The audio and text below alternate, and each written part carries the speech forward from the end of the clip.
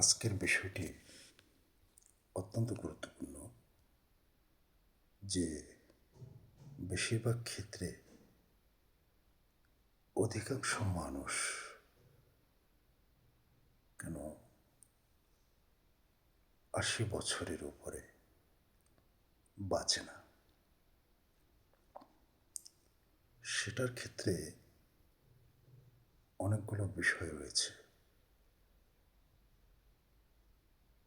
একটি বিষয় হলো তার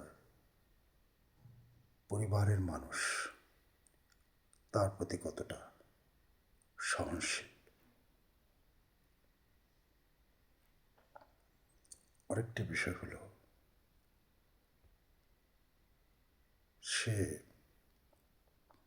যদি অভাব দারিদ্রতার মোকাবেলা প্রতি মুহূর্তে করতে হয়, সেটা একটা হতাশা অথবা ডিপ্রেশনের বিষয়। কিন্তু সঠিকভাবে যদি ওই মানুষটিকে মমতা, ভালোবাসা এবং পারিবারিক বন্ধন তার প্রতি সুদৃষ্টি দেওয়া, তাকে সকালে হাঁটার জন্য উৎসাহিত করা, তাকে নিয়মিত নামাজ অথবা অন্যান্য যারা ধর্মাবলম্বী রয়েছেন তাদের যে নিয়মিত প্রার্থনাগুলো রয়েছে, নিয়মিত প্রার্থনা করা, নিয়মিত সঠিক সময় তাকে খাবার দেওয়া, তাকে মানসিকভাবে সাপোর্ট দেওয়া এবং মাঝে মাঝে তাকে চিকিৎসকের সান্নিধ্যেও নেওয়া।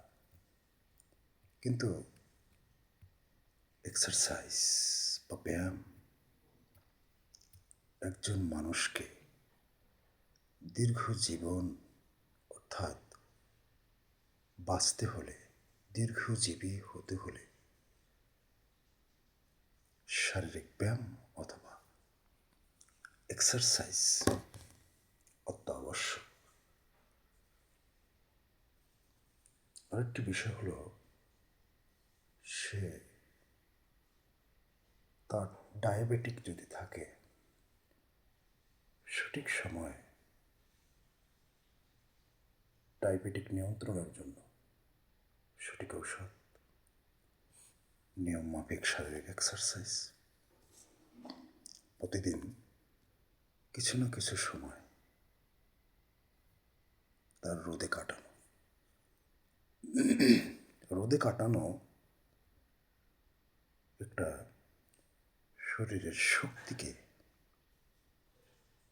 অর্থাৎ ভিটামিন ডি সূর্যের রশ্মির মাধ্যমে শরীরে যে প্রবেশ বা প্রবাহিত হয়, সেটা একটা শিশু থেকে শুরু করে পুরনো বয়স্ক একজন মানুষের শরীরের জন্য অত্যন্ত অত্যাবশ্যক এবং গুরুত্বপূর্ণ। তো পরিবারের লোকজনের উচিত, যদি ওই বয়স্ক ব্যক্তি থাকেন, তাকে নিয়ম মাফিক কিছুটা সময় হলো রোদে নেয়া।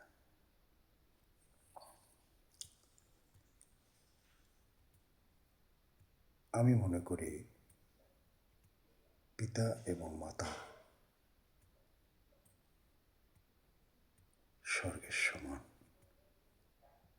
এবং এরা স্বর্গীয়। পৃথিবীতে পিতা এবং মাতা সর্বশ্রেষ্ঠ আপন, এবং পিতা মাতাকে যারা খুব অল্প সময় হারিয়ে থাকেন, অল্প বয়সে হারিয়ে থাকেন, তারা বুঝেন জীবনটা কত বড় কঠিন। জটিল সময়কে অতিবাহিত করে জীবনকে পরিচালিত করতে হয়। কিন্তু অনেক সন্তান সেটা গুরুত্ব দেয় না, উপলব্ধি করে না। তাই পিতা মাতার প্রতি সন্তানের অত্যন্ত গুরুত্বপূর্ণ বহুবিধ কাজ রয়েছে। তাকে নিয়ম মাফিক, রুটিন মাফিক তাকে খাবারের মেনু করা, সঠিক খাবার প্রদান করা, পুষ্টিকর খাবার প্রদান করা। পুষ্টিকর খাবার না দিলে এবং পুষ্টিকর খাবার প্রদান না করলে তার শরীর ধীরে ধীরে ভেঙে পড়তে পারে। এটা অত্যন্ত গুরুত্বপূর্ণ।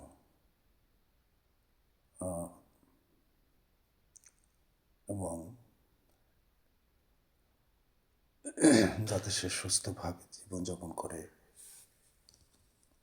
অর্থাৎ তার উচ্চ রক্তচাপ আছে কিনা, তার কোলেস্টেরল, এটা নিয়মতান্ত্রিকভাবে চেক আপ করানো উচিত। ডায়াবেটিক যদি থাকে সেটারও অত্যন্ত নিয়মতান্ত্রিকভাবে চেক আপ করানো উচিত। সকল কিছুর সমন্বয়ে একটি সুস্থ দেহ পেতে হলে তাকে অবশ্যই বয়স হলেও কিছু না কিছু সময় অত্যন্ত গুরুত্ব সহকারে শারীরিক এক্সারসাইজ, নিয়মতান্ত্রিকভাবে চলা, সঠিক সময়ে খাওয়া, সঠিক সময়ে গোসল করা এবং অবশ্যই রাতে খুব তাড়াতাড়ি শুতে যাওয়া, আর সকাল সকাল উঠে ফজরের নামাজ পড়া এবং প্রার্থনার শেষে তাকে অবশ্যই 20 মিনিট হোক, 30 মিনিট হোক মুক্ত খোলা বাতাসে হাঁটতে যাওয়া। অর্থাৎ যখনই তার শারীরিক এবং মানসিকভাবে সাপোর্ট করা হবে, অটোমেটিকলি ধীরে ধীরে সেটা তার অভ্যাসে পরিণত হবে। কিন্তু আমরা সন্তানরা এই বুদ্ধিগুলা যখন তারা থাকে তখন উদয় হয় না। যখন তারা পৃথিবী থেকে চলে যায় তখন আমাদের বহুবিধ বুদ্ধি মস্তিষ্কে উদয় হয়। তো পিতামাতার প্রতি সকল সন্তানেরই ভালোবাসা থাকা উচিত, সহমর্মিতা থাকা উচিত, সহানুভূতি থাকা উচিত। কারণ যাদের কারণে আমরা পৃথিবীতে এসেছি তারাই আসলে আমাদের সত্যিকারের মানুষ হিসাবে গঠন করার জন্য সংগ্রাম করেছেন। সেই বিশেষ বিষয়গুলো চিন্তা করে তাদের প্রতি আমাদের কৃতজ্ঞতা, ভালোবাসা, সহমর্মিতা সমর্পণ করা উচিত। কেননা পিতামাতাই সন্তানের সর্বশ্রেষ্ঠ সম্পদ। পিতামাতার প্রতি সকল সন্তানের কর্তব্য পালন অত্যাবশ্যক। এটুকুই আমাদের প্রত্যেকের চিন্তা করা উচিত। একজন মানুষ সুশিক্ষায় শিক্ষিত হলেই না সে অনেক মহান বিষয়গুলো উপলব্ধি করতে পারবে, জীবনের জটিল সময়গুলো সে অনুধাবন করতে পারবে। তাই সকলের প্রতি শ্রদ্ধা, ভালোবাসা জ্ঞাপন করছি।